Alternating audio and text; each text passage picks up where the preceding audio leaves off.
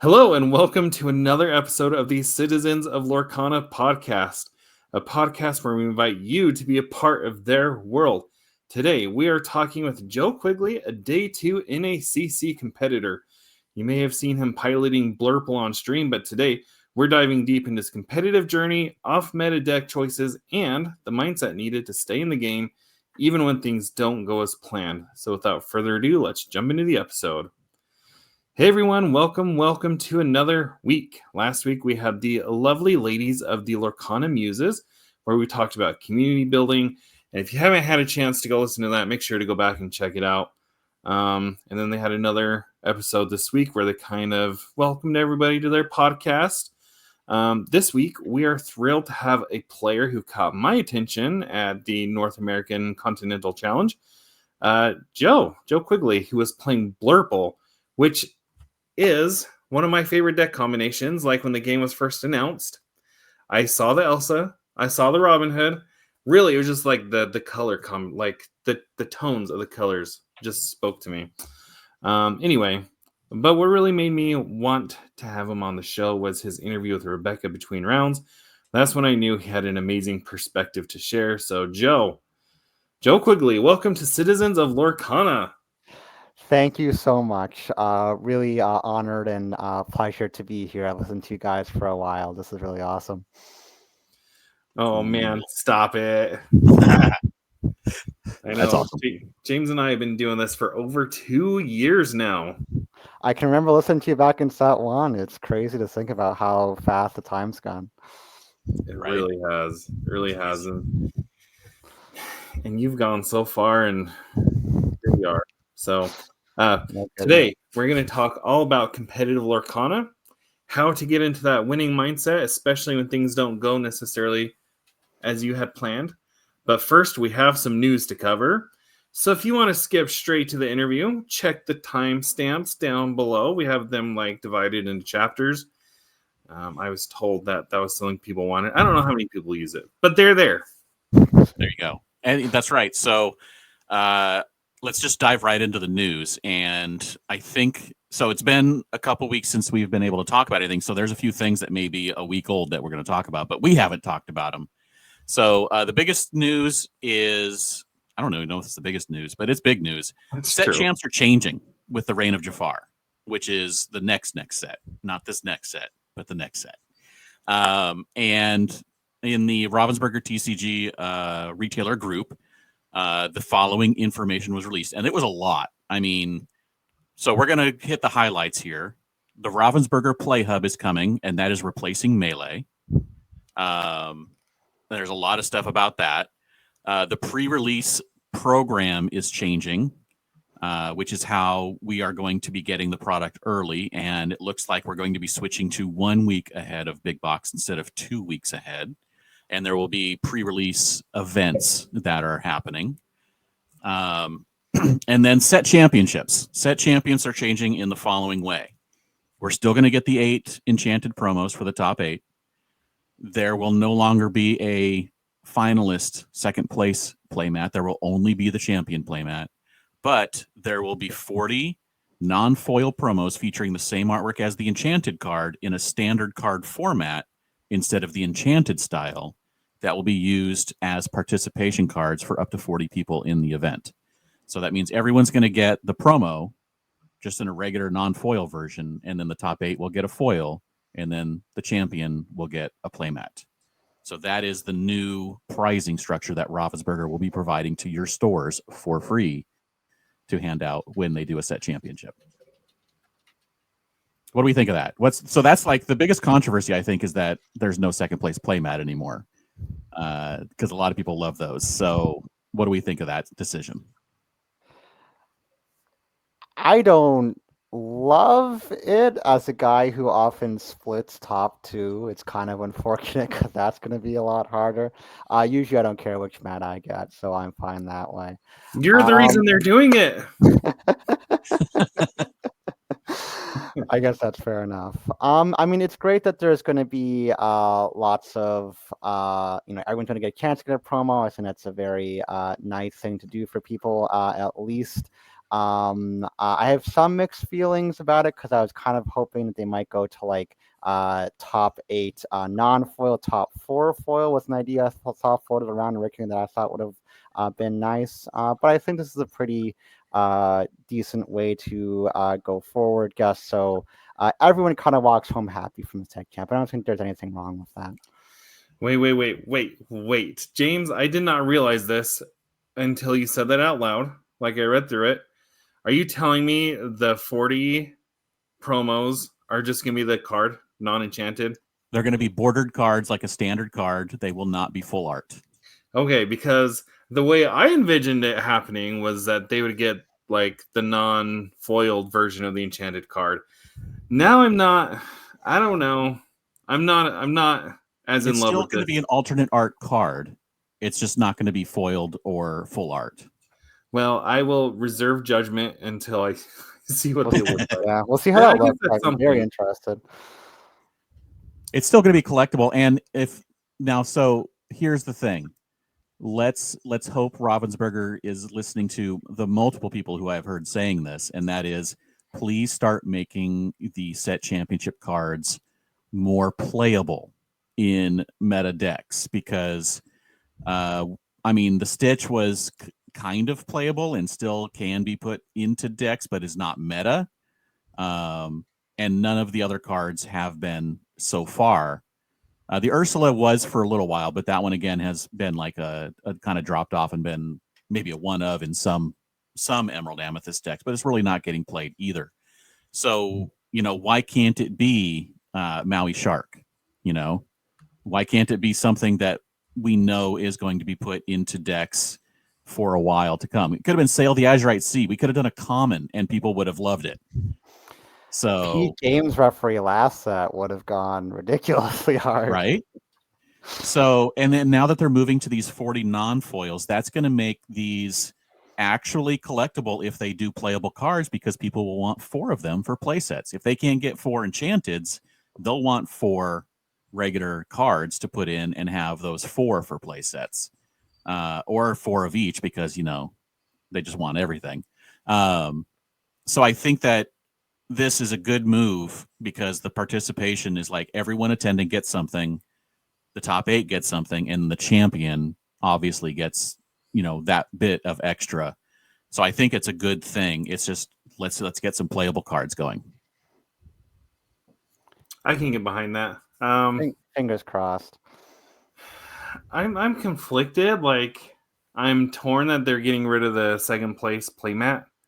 And I get why they're doing it, because a lot of times people want that playmat instead of the champion playmat. Because the word champion emblazoned on the playmat just is not aesthetically pleasing. So I know a lot of people are like, you know how they fix that?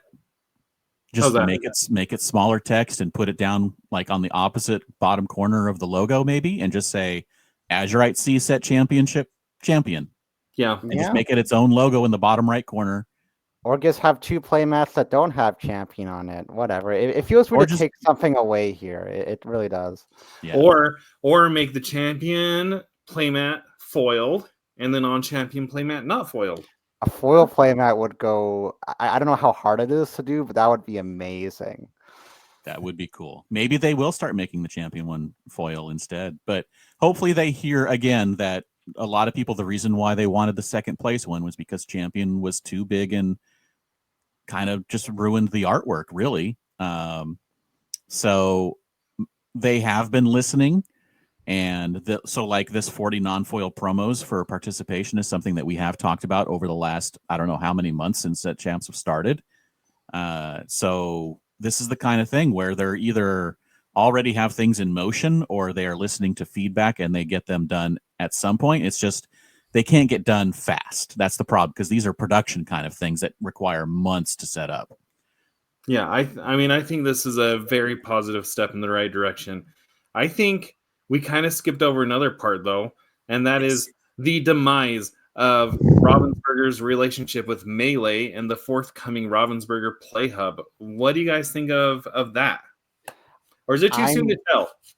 It's too soon to tell, I think. I'm pretty excited by the prospect of an app just because I think there's a lot you can theoretically do with that might make processes smoother. I hope, for instance, that like maybe at least the end of Eventbrite as a ticketing option is something you could maybe do, fingers crossed, so we don't have all the awkwardness of getting DLC tickets that way. I don't think Melee was like it wasn't the worst competitive platform. It was doable, but the impression I got was it was really awkward for tournament organizers in the background to make the system work. So as a player, I didn't have to deal with that obviously too much, but if it makes things smoother for TOs, that's a good thing. Yeah, I don't recall ever having a store I went to where they were using Melee going like, man, this was a breeze to set up. Never did I hear that. I heard plenty of the opposite. No kidding. Well, I know, Joe, you didn't have to. Well, you were part of the LCQs, so you know what that was like. I mean, James was talking about it, how there was that like 2-hour delay Yeah. while everybody's getting registered. It just seems like there's always stuff going on with Melee. Now, here's a question for you that's kind of a tangent from what we were talking about. So, Kawa had posted that the screenshot where they're looking for somebody to design an app. Do you think this is what they were talking about, or do you think that that's something else? I think it's most likely what they were talking about. I get to have to see the screenshot myself. I know there's obviously a lot going on at Ravensburger right now. It's apparent that they're designing an online client in the background somewhere, I think, based on some recent hirings as well. But that's hopefully going to come down the pipeline. But I suppose they were preparing for this app for quite some time, certainly, and it's an exciting prospect.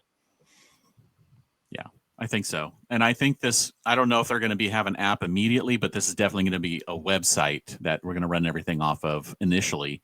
And one of the things I'd like to point out is that there will be, for the players, there's going to be like a digital scoreboard for your local store.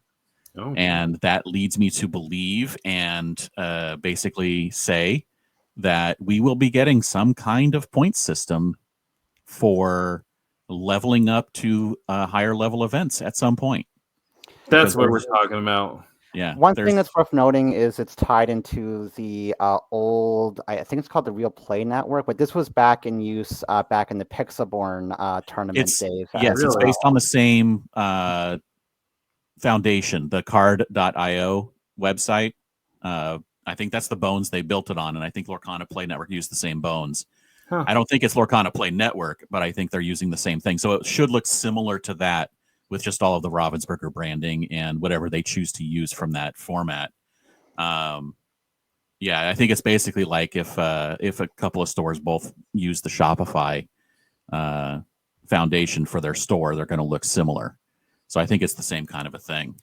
But yeah, I think we're gonna get points or some kind of way to where if you show up regularly, you get points, you do well in set champs, that maybe you can use those to go to some kind of regional event that is a higher level than set champs. Maybe if they start implementing those instead of having to click a button super fast to get into a DLC. Maybe that's how you get into DLCs for a certain number of people besides being able to buy a ticket. A point system would be really great, absolutely, if they can do it like a lot of other games do. And that definitely seems like a better way of tracking like local leagues and that sticker system they had originally. Right, exactly. Yeah, they also said that they're going to, in the OP kits, they're going to be providing for weekly play. It says they're going to have programs for weekly constructed and pack rush play to bring back players week to week through the OP kit. So they've been giving us promos and pins and then something special like the storage box or the deck box or whatever it may be. So it sounds like they're going to be continuing to do that in the OP kit to make it something that they can give out as prizing or whatnot for bringing people back for something like a league play still. But they are definitely playing up Pack Rush a lot more recently. Yeah, that brings us to the next thing, right? It does. The Valentine's Day surprise that we found out about recently, which is Ravensburger is sending a box of Ursula's Return and a box of Into the Inklands to every store and saying, here you go. Here's a couple of boxes to run some free pack rushes with the week of Valentine's, so you can bring a friend in, or if you've never tried it before, a couple of you can come in and try it. And they're letting the stores run these as they see fit. So some stores are just running free events. Some of them are charging, but they're not allowed to charge for these packs. If they have to add additional pricing and or packs in order to be able to charge for it. But contact your local store to see what they're doing for the Valentine event. And it's basically, the pack rush is basically a really good way to have some fun playing a game and teaching someone how to play without getting way involved in, like, here's a 60 card deck, here's how you have to build it, blah blah blah. It's the fast way. I mean, obviously the gateway is the best way to teach someone how to play the game, but this is a fast way to get people in. It's like, hey, look, I got to take my girlfriend, we're gonna do this thing to where we can do something together that I like, and then maybe get her hooked on some Lorcana. Who knows? Whatever it may be. All right. So that brings us to something that we've been waiting for a long time. And James, do you remember when we had Lorcana Muses on? And I was like, do you think we're going to get dual color inks? And what did I say? Cards. You said no. No, I didn't. I said yes, just not right away. And I was wrong. I was half wrong. All right. You make a good politician. Okay. Finally, we have to talk about dual. That's what I said. These were first probably inadvertently revealed from a Ravensburger asset page update showing the contents of the starter, or was of the trove, right? The starter web and page the trove was quickly taken down. However, once the cat was out of the bag, it's hard to put it back in. And so they've been revealing some of these cards on their socials, which I'm going to pull up on the screen here. We'll show some of them on the screen, but how are we feeling about dual ink cards? Are they game changers, overhyped, or just another tool in the deck building toolbox? I'm going to toss this over to Joe since he's our resident expert here. What do you think? What do you make of these cards? I love the potential of dual ink cards because you are limiting them to only one kind of deck type. In theory, the power budget on them can be higher than your average card, and that can be used to hopefully promote some cards we haven't seen before. I want to see a really busted, insane card that make people want to play yellow-blue, which we haven't seen since set 1. Stuff like that can really bring some new decks forward, hopefully. Okay, hold on. Before you carry on. Okay, but we have Ruby Sapphire, a very well-known deck. Amber Emerald so far. Amethyst Steel, Blurple, your color, and another Ruby Sapphire. So, I mean, those are just the ones we've seen so far. But so far, these are all decks that have pretty strong archetypes already. That is certainly true. I will admit I haven't loved what we've got so far, although I do like Lady. I think she's a very interesting card. Yeah. I think in theory, for more established archetypes, I think the ideal design would be to do stuff that hopefully pushes them in new directions that are still powerful. And I think hopefully we see that. I think like the Purple Steel Jafar might be an example of that, where you're going to play, I guess, the new Vanish Purple Steel, and maybe there'll be some cool cards that makes that work. So hopefully we get a lot of good creative design with these cards. I really like the potential of that. What do you think, James? The Jafar just seems like a Sorcerer Mickey for illusions. Is basically what it seems like to me. I don't know if that's good or bad because it just all depends on how good the illusions are. So it's like I said, it's interesting, but so far none of the cards have been super exciting. That's certainly fair. Okay, and little pause here because, like you said, James, we haven't broadcast for a couple of weeks, so our listeners may or may not know what illusion cards are because we haven't talked about it, have we? We have not, and they haven't revealed them technically. They were on the accidental postings, which is basically illusions are going to be basically glass cannon kind of cards where they are overstated for their cost, but they will be banished by any action played against them. At least the one we saw. That's what the Iago says. Any action choosing this character and it's banished. It doesn't matter what the action does. It just has to be chosen by an action. So you could play an action that says give this character support, and boom, they're gone. Yeah.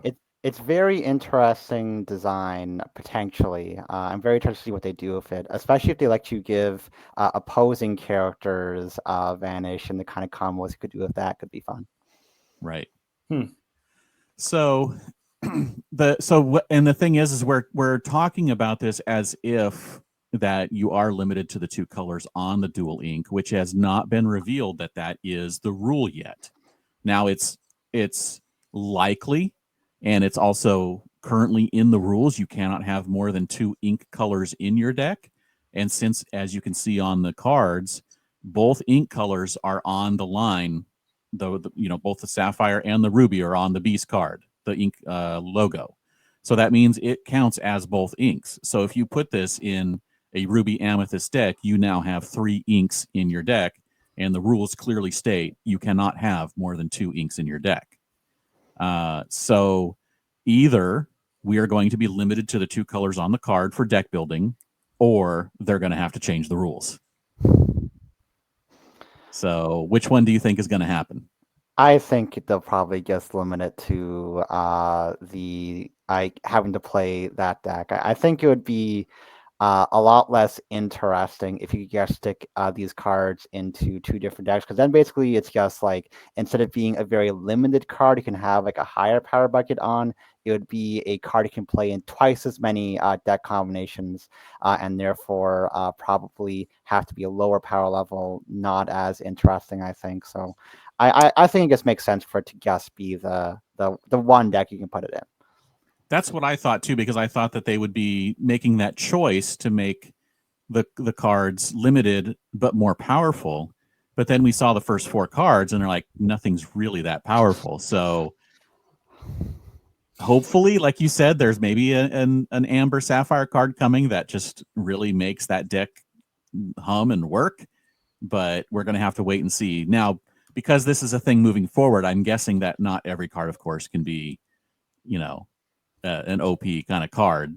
So I'm sure we're going to get something, though, that's going to be it's going to break a deck wide open that we haven't really seen, like Ruby Steel or something. Fingers crossed. I mean, since 2 of these have been red-blue, I can't say I mind if the red-blue cards are not that great.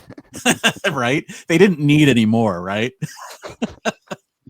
No, I'm same as you guys. Well, maybe not same, but when we first started talking about dual ink cards, which I think people were speculating about before the game even came out, in my mind, it was a way to expand, the gameplay, the way that you can build decks. Like if you want to play, something that was, amethyst steel, but you wanted to have ramp, you could have a dual color ink card that would allow you to ramp. Like in my mind, that's where it was headed, but it's been beat into me over and over again on Twitter that it's probably going to be limited to those 2 colors. So I guess that's where I'm standing right now. The other thing it does, I think, is a lot of people think that it limits deck building choices. But I think if they put the cards out with very particular abilities, then it broadens the deck building. Because right now, most people are building one Ruby Sapphire deck. And so if they make some cards in Ruby Sapphire that do something a little different than you would expect, maybe some other versions of that deck can finally be built. For sure. I'd love to see like a really, really good aggro tools for Ruby Sapphire. We saw like a topping list in Toronto that was like Ruby Sapphire aggro. Hey, do something different that way, for example. Yeah. So we'll just have to wait and see. We have actually, as of when this drops, we only have the weekend to go, because February 10th is supposedly when we're finding out more about dual inks. That's true. And maybe we'll see more than, how many cards have we seen from the set now? 5, 6, with barely a month to go. Something like that. It's going to be coming fast. I'm looking forward to it. We might get like 30 or 40 cards in a day at some point. I'm going to be busy. I might have to take a whole week off of work just so I can keep up. That's great. Can't wait. Okay.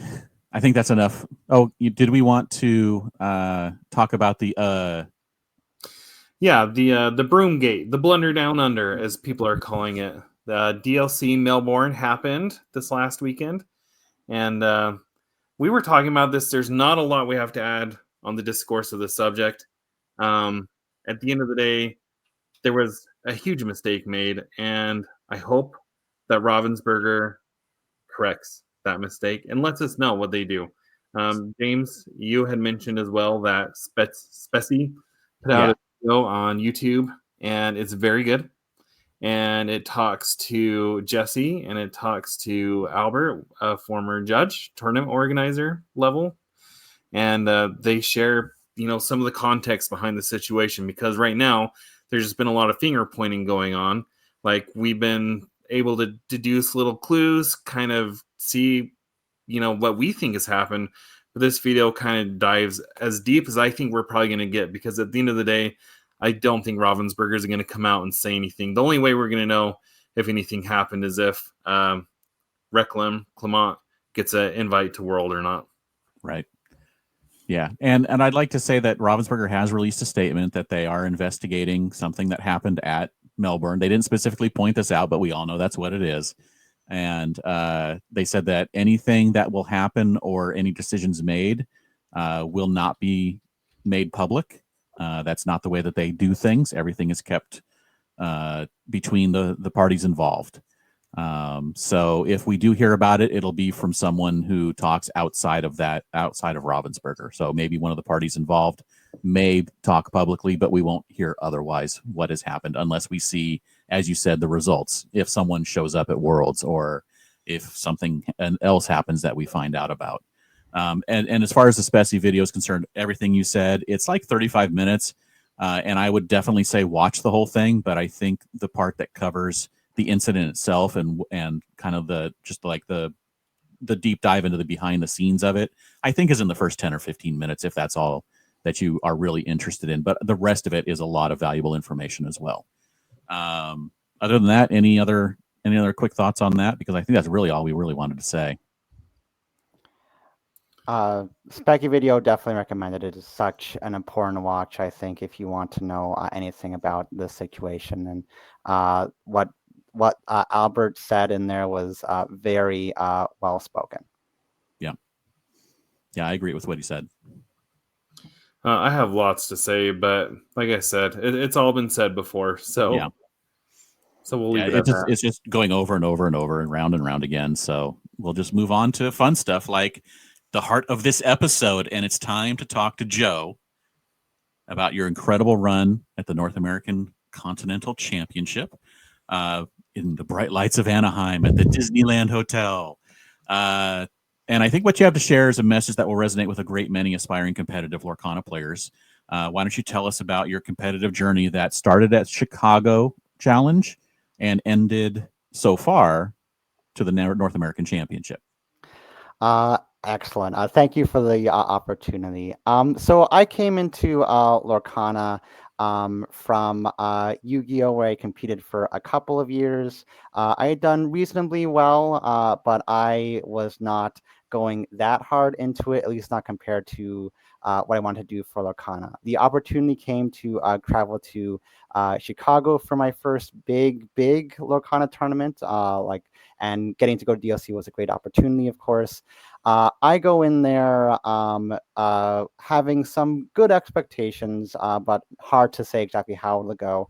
And I'm playing a yellow-green discard, a deck that I had spent a lot of time developing that people at the time weren't really expecting. And I managed to do quite well for myself. It was a tough battle. I had to get a win in round 9, the last round, but I squeak in. I get top cut. I turn a lot of heads with a unexpected deck choice. And we make a good run that weekend. I win my top 64 match, which is great. I unfortunately lose in top 32 and with some unfortunate draws against good matchup. So I don't get my invite that weekend. I don't get top 16, which is what you needed to get your Continentals invite. But with Continentals so far away at the time, my thinking was, well, this weekend went so well for me. Surely it's going to be, fairly easy to get an invite at some other time. I'll have Toronto coming up where I live close to. I'll probably go to Vegas, maybe another one. It'll be fine. There'll be no problems. So after Chicago and getting some props for that, I do DLC Toronto next. I feel very confident going into that tournament. I thought maybe I'd even have a chance of winning it. And I am eliminated by round 7 out of contention. It does not go my way. So that hurt some. That kind of sent me a bit reeling after the highs of Chicago. I kept at it. I go to Vegas, and I don't come close there either. I'm also out by round 7. I don't have it. I go to Seattle next, hoping this last chance I can get an invite, do something. It goes disastrously in the main event anyway, where I don't even make 30 points. The maximum ticket threshold, I guess I'm out by round 6, I think. It just does not go my way. So at that point, I didn't know what to make of myself exactly. I still did pretty well at the various side events at these big tournaments, so I would salvage the weekend to at least get like something positive out of it. I was still a good local player, a good set champ player.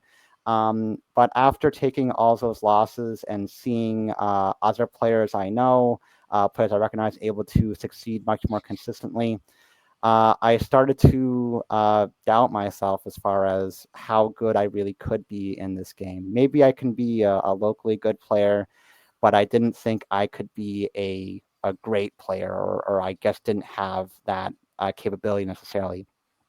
I didn't think I would go to Continentals. I thought it'd be too expensive and too risky and not worth it, and I didn't think I could manage anything with that.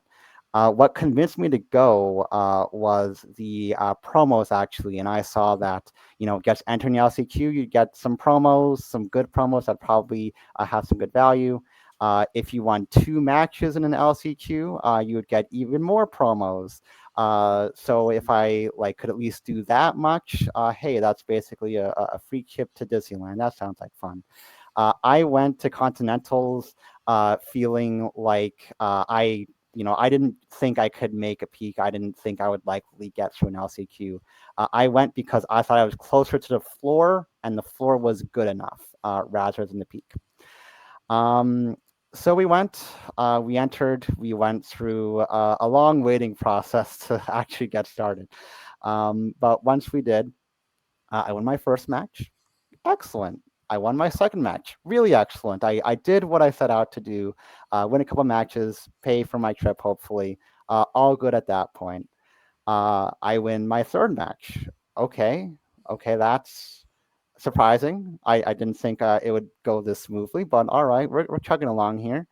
I go my round 4 against Racklum, actually, a big name, certainly, who has topped a lot of DLCs. And I win that one as well. And suddenly, I find myself among 32 other tables with hundreds of people gawking around, watching these 32 LCQ pods finish. And I'm right in the middle of it, and I'm like, holy crap! How did this happen? Game starts. I just get into the zone whenever a game starts, and most of the background kind of vanishes away. I play a pretty good match against a great player. Things go my way. I manage to get the win, and the rush, the feeling just hits you. I'm handshaking so many people I know who have cheered me on to this point. I try to break past the circle and just kind of process everything. I remember putting my hands to my head, which somebody got a good photo of. I'm crying a bit at this point, just feeling the moment, feeling like, thank goodness, all that hard work and time I put into this actually paid off. I could compete at the peak of Lorcana. I could be among the greats, not just near the floor. It was a magical moment. It's a rush just hearing you talk about it. Yeah, it was indescribable almost. So we go to day 2. At that point, I'm just kind of playing with house money. Being in that room with all those great players, it's a little bit awe-inspiring. Having a few people I know congratulate me, being really happy for me, that was really cool too. We go through it. We say, all right, what happens at this point. At that point, you're pretty happy regardless. It doesn't start off well for me. I get a draw into a loss. And I remember posting in a Discord at that point that the magic was over, or I felt like the magic was over at that point. But then I had a buddy of mine who was also in the event, and he was also having a rough start. And I remember posting in a Discord as well. Let's make some miracles happen, buddy. And then I win 9 games in a row from that point to make it into day 2. It was a tough challenge, a lot of fantastic players, but we ran hot.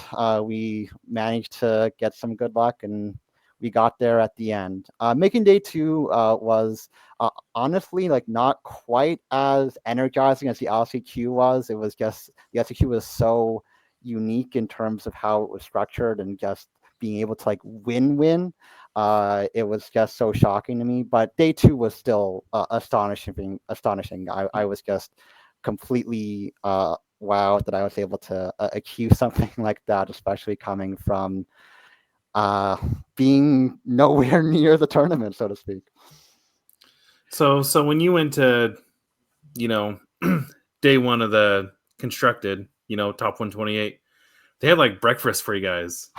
But what did they serve you? Like, I kind of poked my head in because I had some questions. That was my first day there, but I saw they had food. What was that whole experience they had like? some bread, some muffins, some cookies, some fruit, some juice. Did they have Mickey Mouse waffles? No, they weren't that fancy. So the breakfast was like, to me, I was just astonished they were serving us food at all. So I liked it. I know a lot of people didn't like the breakfast. The lunch, though, everybody raved about the lunch, and you had all different kinds of meats and like lots of chickens and rice and vegetables and salads and things. Like, it was like such a good spread. I was shocked. Like, I don't know if any other game treats like a Nationals top cut that well. I've never heard of such a thing. So that was really nice. That was a great aspect. It felt like luxury. It was kind of freaky. All right, I'm shooting for Continentals next year. Just for the lunch. Just for the lunch. To forget about all the promos. I just want a good lunch. All right, so you talked about going top 32 in Chicago and then missing on the next 3 chances, and then getting through the joy of getting through that LCQ pod and then into day 2. How do you keep those emotions in check and continue to keep the competitive spirit alive, both on the highs and the lows?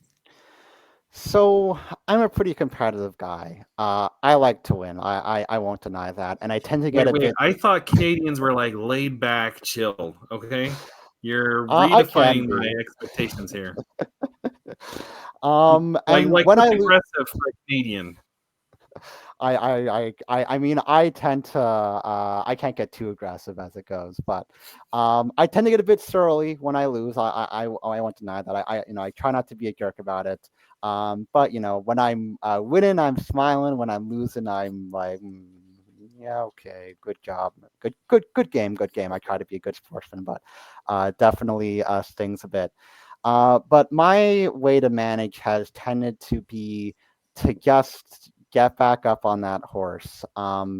I want to learn from my mistakes. I want to try to evaluate what happened and try to do better. But I want to get to the next event. I want to try to win the next event. I want to do better the next time. I don't want to dwell too hard, too long on a loss, because that just can make you get too defeated, I think. I can remember in Toronto after losing a tournament I thought I could do quite well in. I went to the side event the next day right away, being like, all right, I'm going to compete in this. I'm going to get something out of this weekend, dang it. And I managed to top a big like 200-person side event as they ran it. It felt good. It salvaged that weekend for me, and it makes you feel better about it. Same story in Seattle as well. In Vegas, I did a big side event the next day there as well. Didn't go quite as well, but it was still just something else to focus on rather than dwell too long on the loss. Learn from it, take it in, consider it, but then you move on to the next competition. Luck plays an underrated factor in this game for sure, and the best way you can beat luck variance is just playing more tournaments. So, I mean, specifically, the example you gave earlier was you were saying I wasn't even thinking about going to continentals because I was at this place where I was like, man, can I not compete at the highest level? Like it sounds like you were playing some serious mind games here. So what ultimately led you to pull the trigger going to NACC, and how did you pull out of that funk? That's a tough one. Like I said, it was kind of that desire to see the floor, to know that the floor would be high enough for me. The calculation with a lot of these trips is essentially what the worst case scenario is. And if the worst case scenario isn't too bad, in this case, probably funding a decent portion of the trip, hopefully, and also going to Disneyland and seeing all my acquaintances from competitive Lorcana. Finding those positives, even if you know things are going to go bad, definitely helps a lot. And certainly with all these DLC weekends, even if the competition goes badly, there's always people you meet to look forward to, and that's been a lot of fun in all these events. As far as getting myself out of that funk, it was just playing a lot. What honestly helps is that Lorcana is just a really fun game, as silly as it sounds. I want to play it. I have fun playing it. I enjoy playing it. And so I just played it a lot into set 6, having a lot of fun in set 6. Playing some cool decks in set 6, eventually finding Blurple and finding out, hey, this is pretty good, and playing it a lot leading up into Continentals. And ultimately just being like, all right, let's have a weekend where we're going to have some, at the very least, we're going to have some fun playing a game we love, retro or not, the competition goes well. That actually is the perfect segue in what I was going to ask next, because something I appreciate about you is that you almost pride yourself in running these off-meta decks. You know, Blurple's not been a viable deck really until set 6.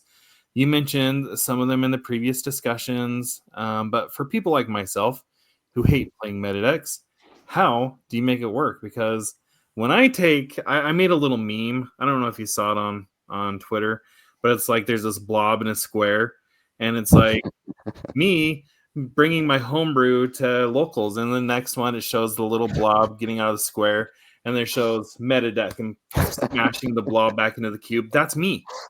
So I usually take a meta deck and I do average, okay? But how do you make that work? So I will say that making it work does unfortunately involve getting your blob punched a little bit. That's hard to avoid, unfortunately. But I hate. It's a good t-shirt. Blob has to get punched a bit.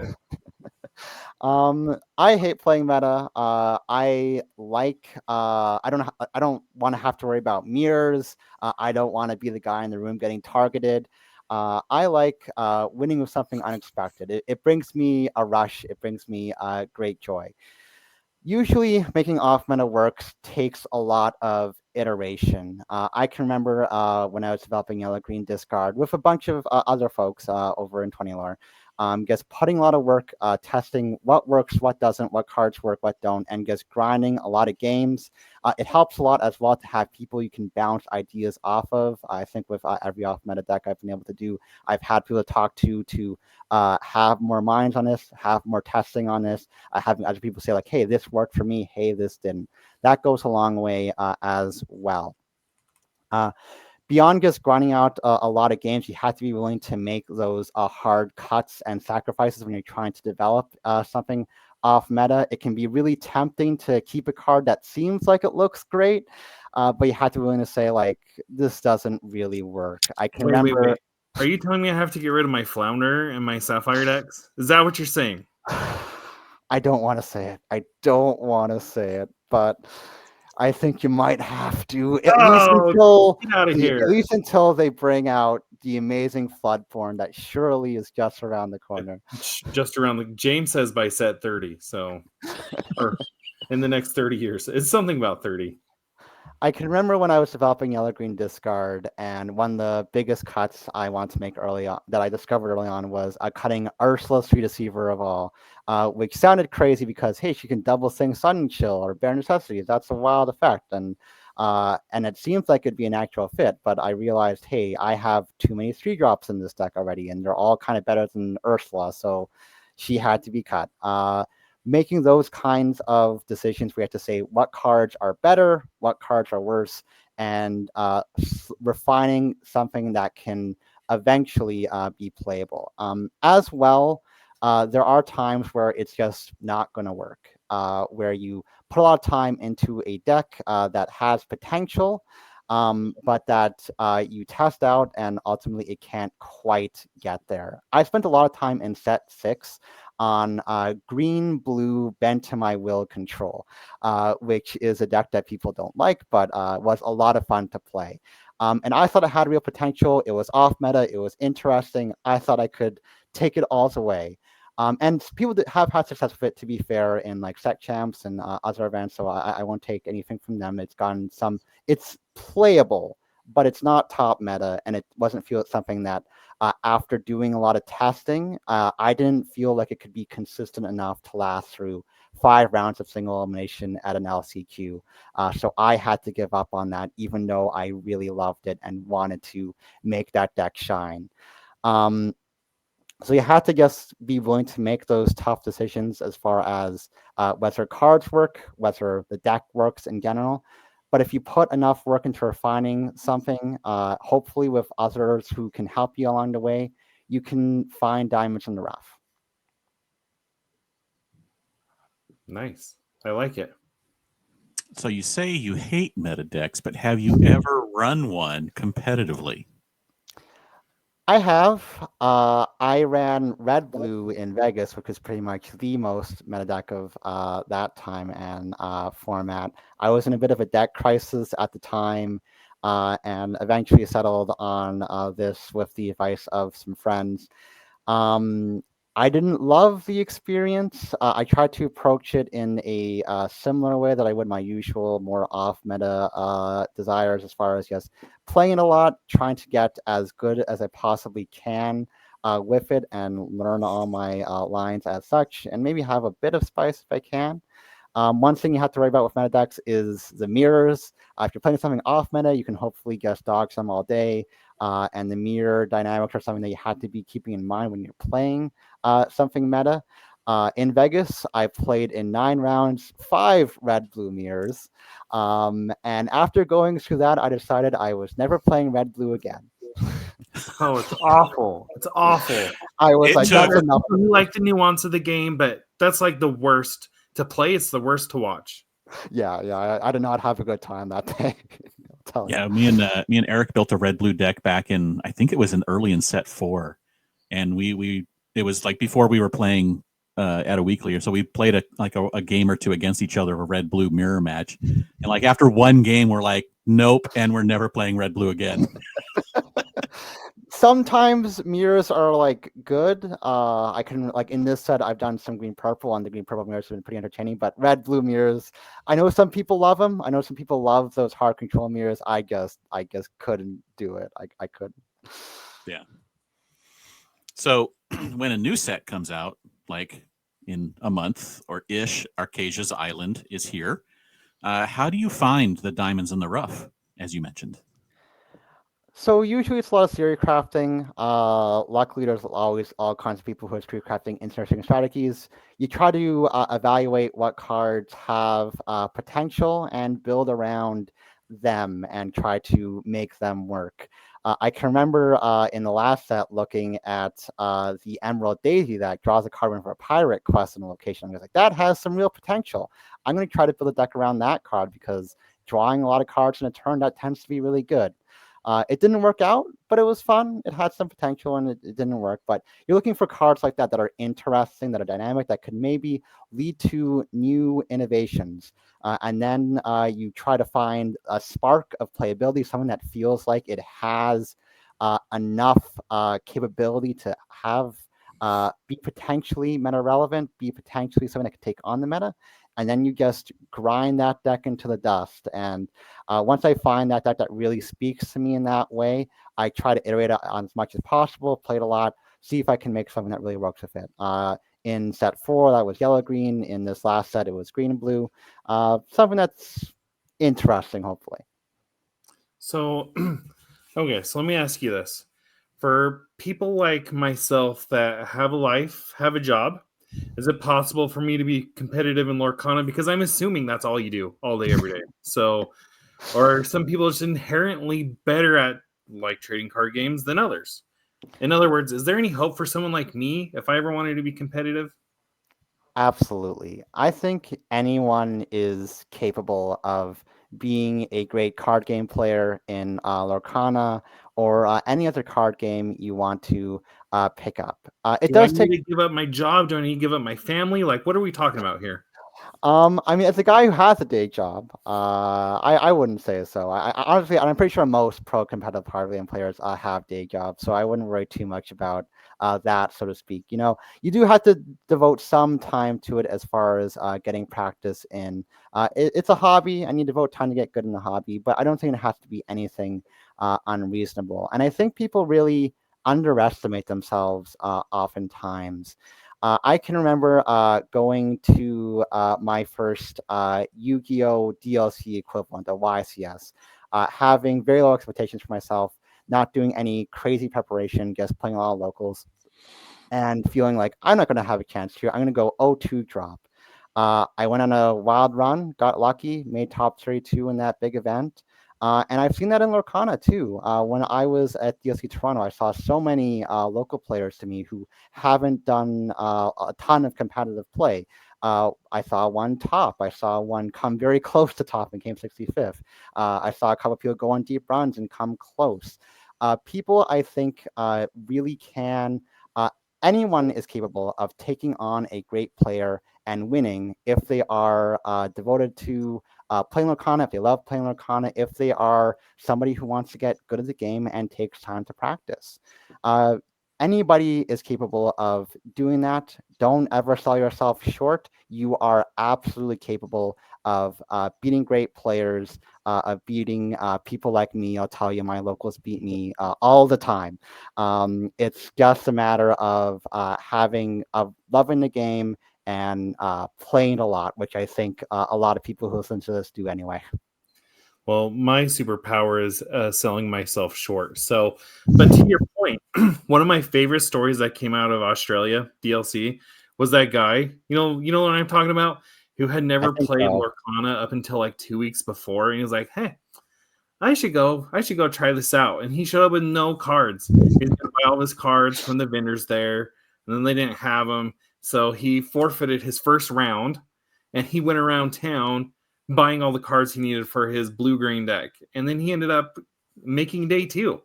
that So was such a great story from that. yes, I was there's so hope. happy to read that. Guess both in terms of the community coming together and yeah, as well. You know, somebody who didn't have a ton of experience making it all the way with a deck that I love. It was so magical. I know, that's what I was thinking. Okay, so there's hope. There's hope. Okay, so when I play Lorcana, this is me getting some free coaching off of Joe Quigley here, day 2 NACC player. So my level of thinking gets stuck. Like I play on a script. So if I was playing against you, you did X and then I do Y. Like that's just how my brain thinks.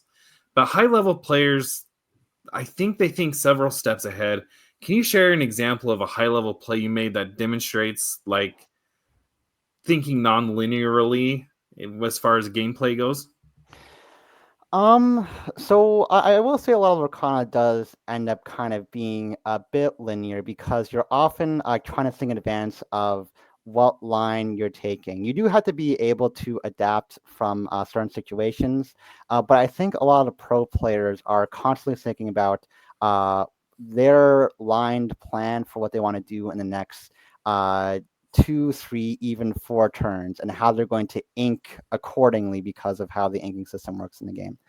An example of a high level play I think that you can draw from is my streamed match that you can watch on Twitch and YouTube.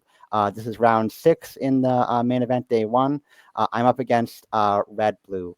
I go over this in my Metafy guide as well.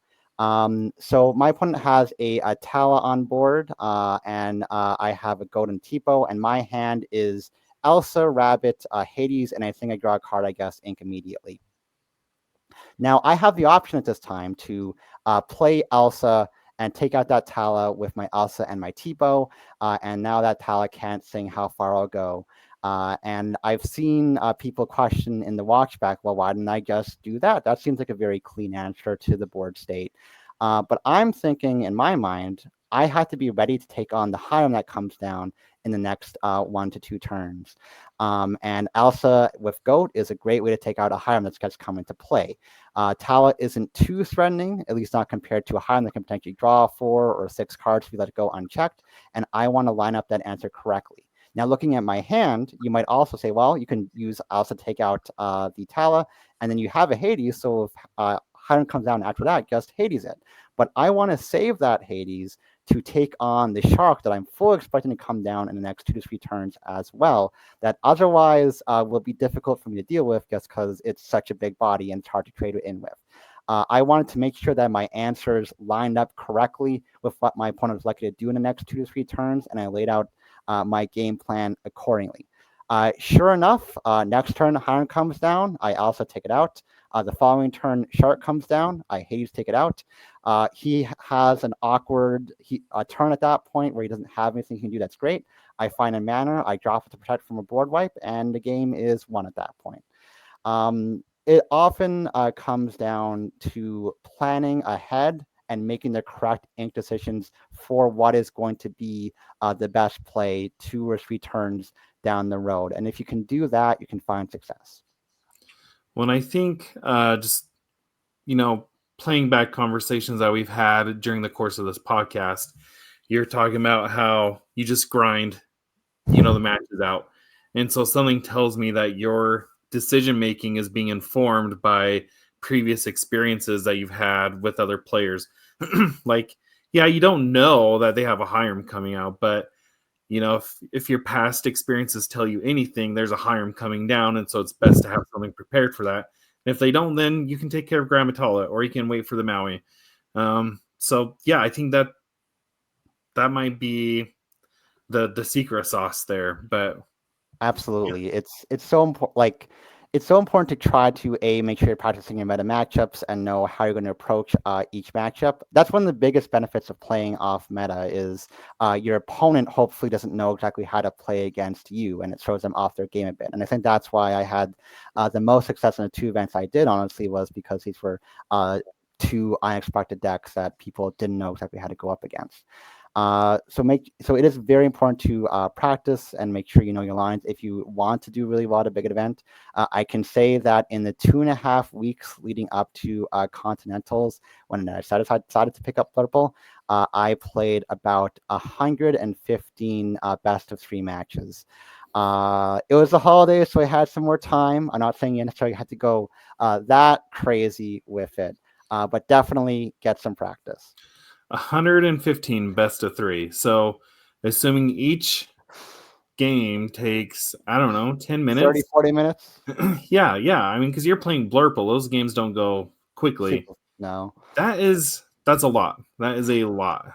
It was one of the more extreme instances of practicing I did. I mean, it paid off at the end of the day. I don't think it's right to go that crazy with it, though. Who was your testing partner? I would do locals. I also have some testing circles. Shout out the lounge and the Secret Lorcana, the SLTC, as well as my team Enter the Battlefield. I project them as well, but also Do find you people do you do like webcam, or do you find somebody to come over to the kitchen table? I do everything that's available, essentially. A little bit of webcam, but in person as well, or other online options that may exist. I'll do everything that I have at my disposal to get play possible. And I mean, honestly, it's something I guess like doing in general. Like even after with like nothing to play for in the coming weeks, I have a hard time not finding games to play with Lorcana. So let's look at the opposite side of it, not the good line of play, but the misplay. Have you ever had a huge misplay at a tournament, and how did you recover? Oh yeah, I think everybody makes misplays, even the best of players, even in the top circumstances. And you can often identify misplays in a game. You often see it in stream matches, and I think that has to do with like nerves and pressure as well, where those players aren't necessarily playing at their absolute best all the time. These absolutely happen regardless of how good of a player you are. And it's just a matter of trying to mitigate it to the best of your ability. Hopefully, you're ahead enough that you can manage it, and then go from there. Um, it's tough for me to identify a ton of misplays that I remember, just because usually I move on from them. But one that I am going to be haunted by for a while was my top 16 against Zan in game 3, where I have an awkward hand and I run into a situation where he has a Merfolk and a Calhoun tapped, and I have a Genie and then I Fox. I have the option to swing the Fox into Calhoun and Genie into the Merfolk with empty hand. But I go the other way around, where Fox swings the Merfolk and I cross with Genie. Because of that, Calhoun swings back into the Fox, gets 2 lore, and essentially the mistake I made there was giving us both 2 more lore. The issue being he was ahead in the race because he had 2 Johns out, and I didn't recognize that correctly. And I end up losing the race and losing the game. I made a couple of other perhaps flubs in that game, but that one was a very distinct one where I recognized I could have definitely played it differently. Would it have made a difference? It's hard to know, but it could have, and that's really tough. I can remember coming into that loss and having everything wash over me, the good, the bad. I was like crying tears of sadness out of one eye and happiness out of the other, just thinking about everything that happened that weekend. It can be tough when you lose a game due to a misplay that you made, or at least having it be a factor. But once again, it's about getting back up. After taking a little bit to compose myself, I said, all right, let's do some side events and get a few more promos for this weekend and see what happens. Just keep playing, keep having fun with it, even if you make mistakes along the way, and everybody will. You can still find success and do better the next time. You are an absolute machine. So you may you may have answered this already, but what is the secret sauce that separates great Lorcana players from the good ones? I think it comes, well, besides lots of practice, but I think it comes down to decision making. The great Lorcana players are constantly able to correctly evaluate what their line of play is going to be, how they're going to play at the next few turns, and carefully consider every single action they're doing. Lorcana is a game where swings have to be set up multiple turns in advance, and every inking decision really matters for how a game is going to play out. The great players can very carefully consider a board state, a hand state, and make those correct micro decisions that ultimately lead to a victory at the end of the day, where suddenly they go from even, swing the game wide open and take it. It just comes down to practicing that decision making, practicing as many scenarios as you can, so that hopefully when you encounter that scenario in a live game, a game of stakes, you're ready for it and you know what to do. Yeah, I like that. Sorry, real quick, James. I wanted to ask: Did you see the post that Din Fam made on Twitter today about his biggest tip? I did, and that was honestly a really good one, and I'll probably take some of that into consideration myself as well. Yeah, that's what I was going to ask. For those who aren't familiar with it, so Dan was the one who won DLC Melbourne, but he just randomly posted on Twitter his biggest tip for improving. And one of the things that stood out to me is he said, practice with, each other seeing your hands. Practice with your best starting hand. Practice with your opponents having their best starting hands. And I think that goes back to what you were talking about, knowing the lines of play, not only that you need to make against your opponents, but that your opponents are going to make against you. I'll do a confessional here. I haven't done a ton of that stuff myself. I recognize that it's very good, and I'm not, and it's something that I think I need to do more of myself beyond just grinding a lot of games, doing more of that effort to make those quality games happen, and maybe that'll make the difference between me topping and winning one of these things someday. Yeah, because that was the thing that made me think about it. He's like, it's not about grinding; it's about grinding properly. Like, it's like what did they always say? Practice doesn't make perfect. Perfect practice makes perfect, or For sure. whatever. One thing I also will say I get a lot of value out of is just talking about the game a lot with people on Discord. My testing circles, as well as Training Lore, great resources. Even when I'm not playing, I'm often, especially in preparation for a big tournament, I'm talking about play lines and cards and how to play against X matchup or Y matchup. I guess having people we can talk to about the game, even if you're not playing the game, can help a lot too. Do you dream in Lorcana? Sometimes.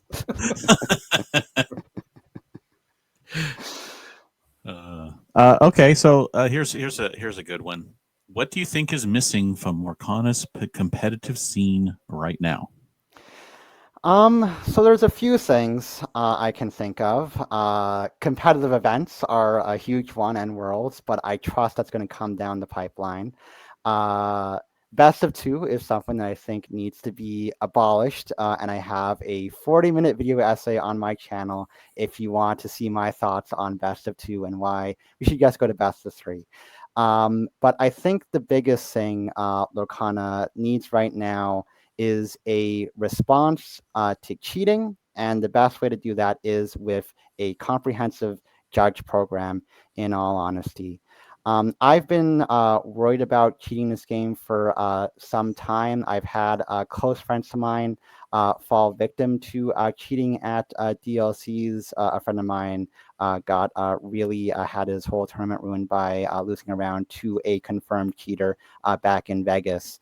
And the judges acted quite well there. But seeing more recent anecdotes, seeing Australia play out, hearing more unfortunate stories of players not playing scrupulously, it makes me want to see Ravensburger come out with a good response, just in terms of communication, but also have a comprehensive judge program so we can make sure that judges are have a good standard they can adhere to, are being tested well and compensated well.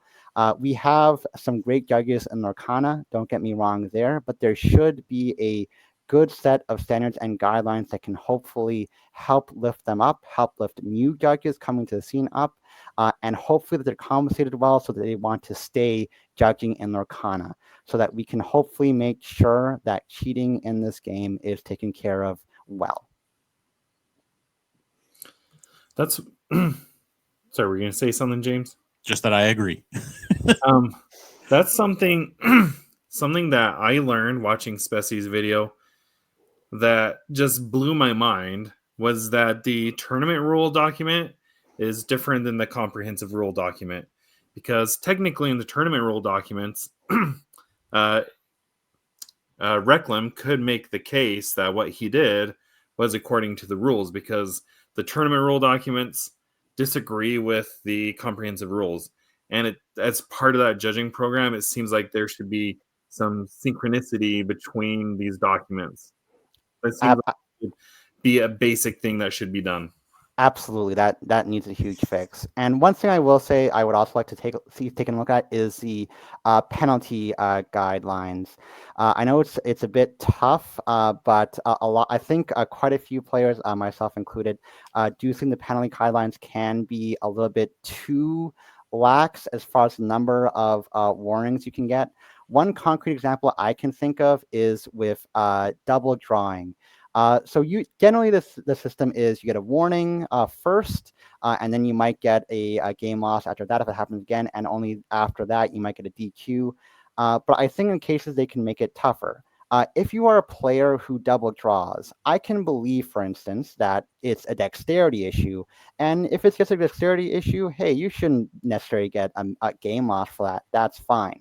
What I can't believe is that if you're a remotely competent player and you double draw, you don't notice that you haven't drawn an extra card. You don't. There's no way you would have extra cards in hand and not see that you have that, and then you have more options suddenly. And the second you see that and don't call a judge on yourself, you are cheating.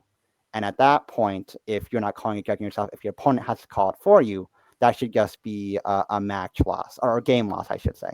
Currently, it isn't. It's just a warning. But that's an example where I think you could be a bit harsher because I think we need to send a stronger message against cheating in this game. And I think more work and thought should be put into the penalty guidelines because of that.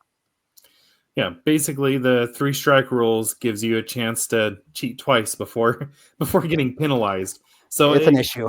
I mean, there's almost, I'm not going to say there's almost an incentive to push the boundaries, but there kind of is if you're not punished until the third time. Absolutely, absolutely. Okay, so we're just kind of asking some fun questions now. Who has influenced your approach to competitive Lorcana the most? I know you said you have a background in Yu-Gi-Oh, but when it comes to Lorcana, who do you draw your inspiration from? I'll have to say my local scene and my teammates at Enter the Battlefield. So my compatriots, Habibi, who's a pretty big pro, as well as Chris and Adrian on Team Enter the Battlefield. We all kind of entered the competitive scene together in Chicago as a bunch of guys living in the same area from the same store who just decided we were going to be invested in this game together, becoming friends, doing well at locals. And we've just stuck with each other throughout that whole competitive journey. And I've ultimately been very shaped by these players, by bouncing ideas off of them, by having that camaraderie throughout this whole Lorcana journey I've been on. And ultimately, I think it's that camaraderie that's really shaped my Lorcana journey and experience. I've met lots of new people as well, other pros who have helped me, but that team atmosphere and having a great team to be part of, a great locals to be part of, that are great players that can bounce ideas off of, but more importantly, are great friends to just enjoy a game with. That's really shaped my love for this game and my desire to do well at it. I love it. That's cool. What's been your most memorable match, win or lose? So the LCQ match probably, but I went over that one. So I'll do another really big memorable match. Was my Chicago round 9 match where I was in a win and in situation, and a weird thing happened where I was sitting right next to my teammate who was also in a win and in situation. So I play out my match. I'm lucky enough to get a win. I try whenever that happens when you're knocking somebody out in that scenario. I try not to get like too hype immediately because you don't want to be a jerk about it after you kind of unfortunately had to crack someone's dream, but that's kind of part of the game. So I got to turn and watch my teammate Adrian also play out his win and in match and win that one. So after all was said and done, I just remember getting to stand up with my friend and just freak out, cheer each other, hug each other, just celebrate that moment of getting to top right next to each other was a really magical moment, and it's really memorable for me. That sounds magical. James, we should do that someday. Yeah, right. Just be Can playing you up. imagine? That must be so exhilarating. Oh yeah, that was an awesome one. That's what made me go like, all right, I'm hooked now. I got to keep playing this game, and I got to kind of make this stuff happen more. I love what you said earlier. It says you just have fun playing the game. It's just a great game to play, isn't it? It is. It is.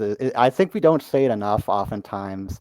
We have criticisms of Lorcana, issues of the game, but that comes from a place of love and passion for the game. We Yeah. know it's a great game. We know it has a ton of potential, and we just want it to be the best it can be. Yeah. Yeah.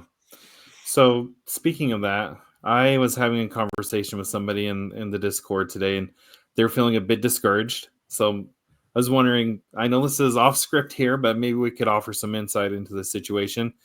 So this individual doesn't have all the staple cards, just has, whatever he's been able to buy. He goes to his locals and is constantly just beaten to the ground. And he's getting to a point where he's becoming a little disillusioned with Lorcana. So how can, and I was offering him suggestions. I was like, maybe you could ask a store owner if they could do like, once a month doing Porcana or, doing themed decks or whatever, just to get off the meta decks.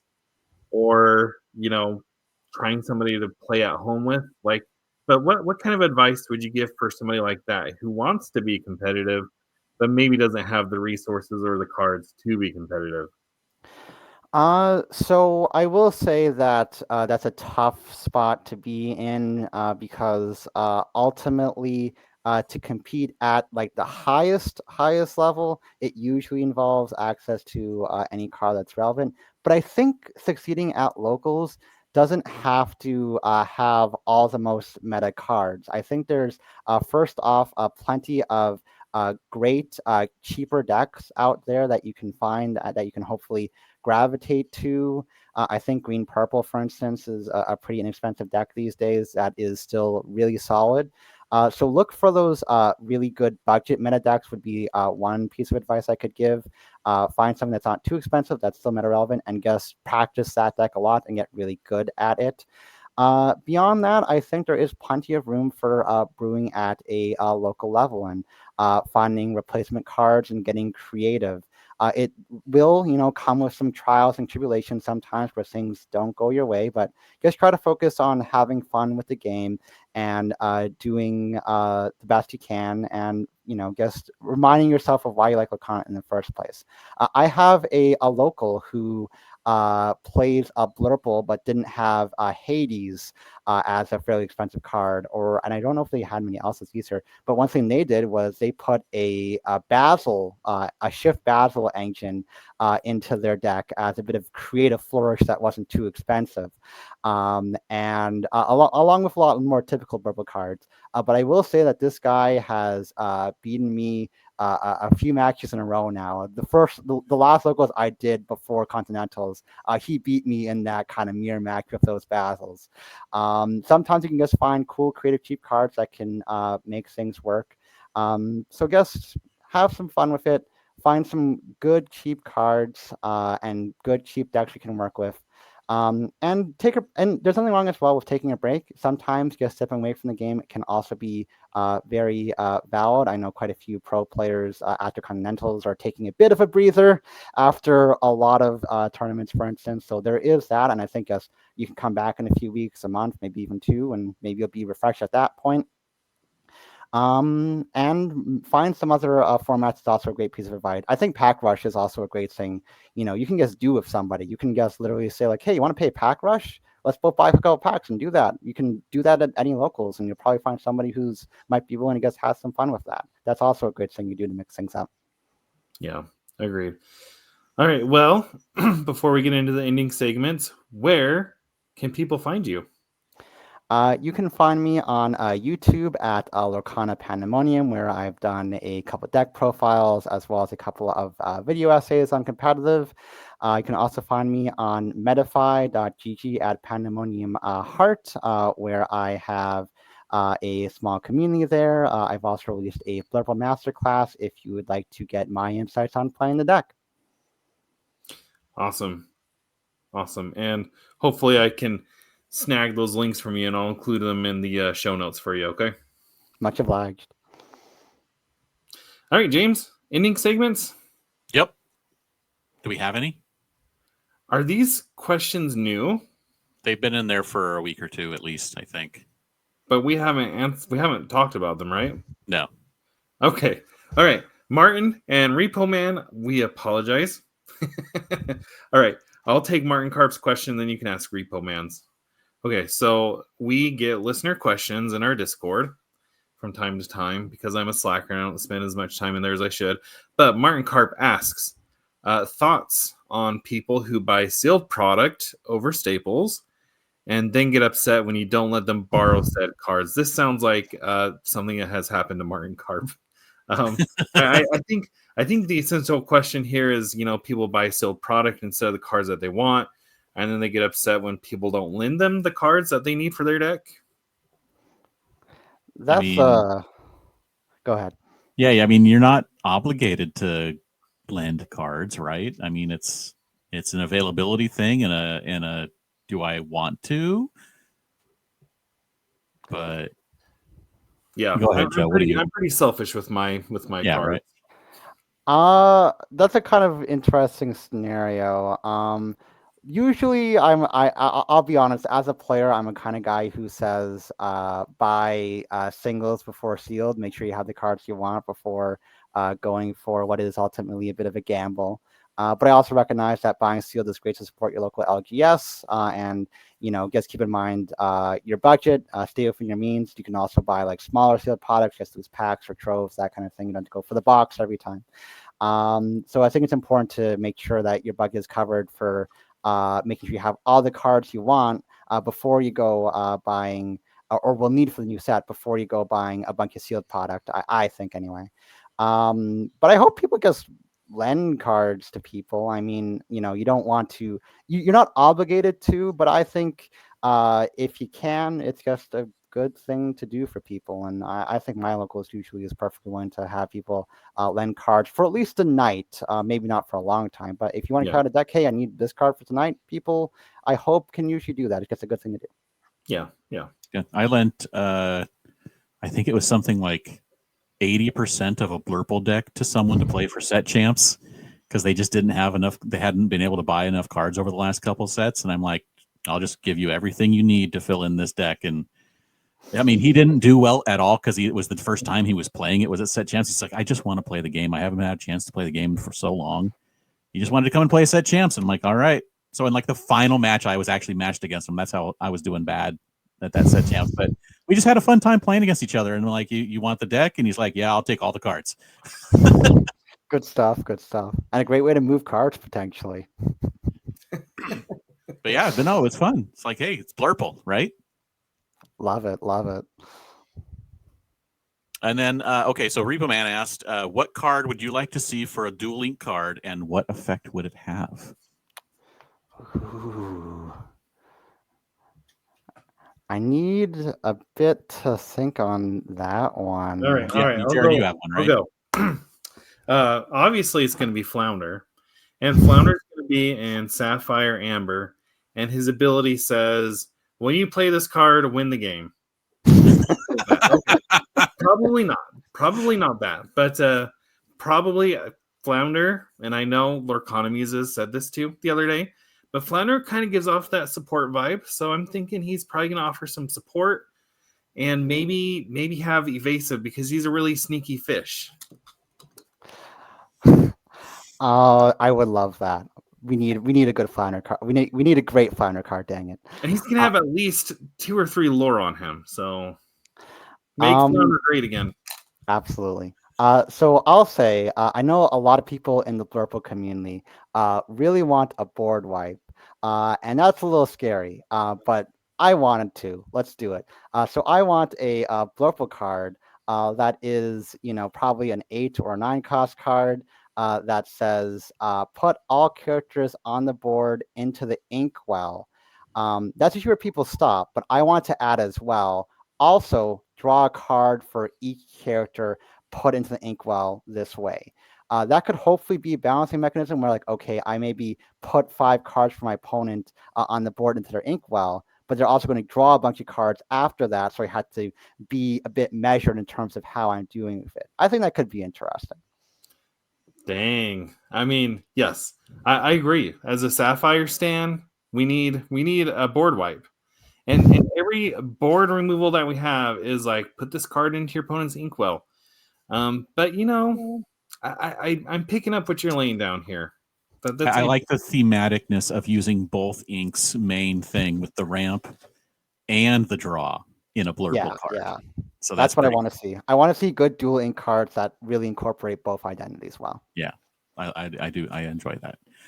My thought was, so at this week's after set champs, the last set champs I was doing last weekend, I decided that I would not play a meta deck anymore for the rest of Azurite Sea.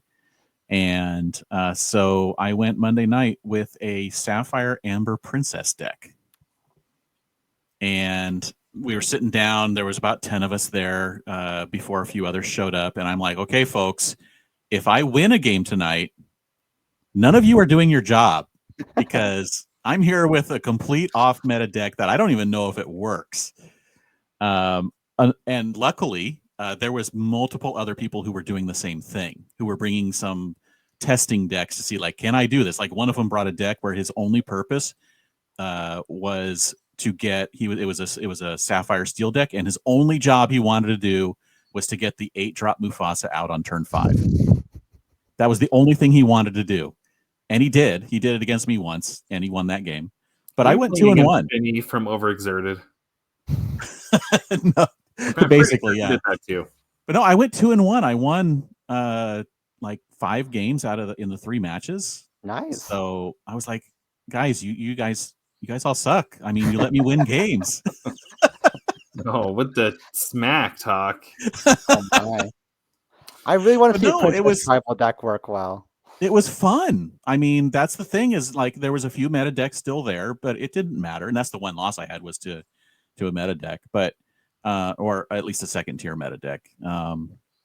But just the fact that multiple of us had the same thought, we were all bringing stuff that we were testing or just having some fun with, it made the games, I wouldn't say more fun, because I always have fun playing Lorcana. It made it more interesting and different. So I think that's something that is pretty cool. So I would say my card is going to be a Princess Power Sapphire Amber enhancing card of some kind that, like, is the Queen Sensor Core. Yeah, it could be Flounder himself, exactly. But something like the Queen Sensor Core, but like on crack, basically. I like it. I like it a lot. All right.